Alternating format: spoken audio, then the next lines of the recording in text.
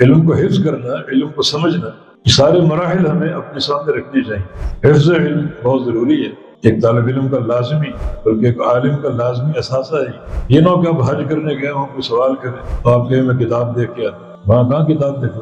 ابن قیم رحمہ اللہ حج کے لیے نکلے اور قلم اور کاغذ ساتھ نکلے، جہاں پڑاؤ ڈال دے لکھنا شروع کر، جہاں موقع ملے لکھنا شروع کر۔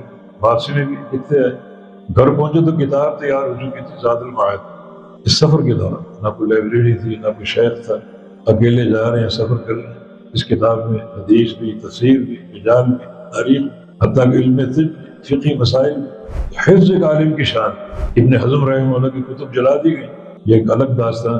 انہوں نے جلانے والوں سے جو مذاق اڑا رہے تھے، کہا کچھ اشعار کہہ دیے تھے کہ خلاصہ یہ کہ تم نے اگر میری کتابیں جلا دی ہیں تو سن لو، تم نے صرف اوراق جلائیں، کتابوں کا سارا علم میرے سینے میں موجود۔ حفظ اور فہم، یہ فہم اصل اساس۔ من یرد اللہ بہ خیرا یفقہہ فی الدین، اور عمل، اور ثم النشر۔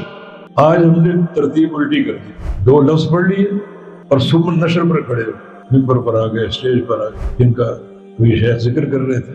ہمارا آغاز نشر سے ہو، وہ نیت اور سماع، رحلہ، ادھر علماء، وہ سب متروک ہو چکے۔ دو لفظ پڑھ لیے شیخ الاسلام اور جناب پھر نشر کی منزل سنبھال لی۔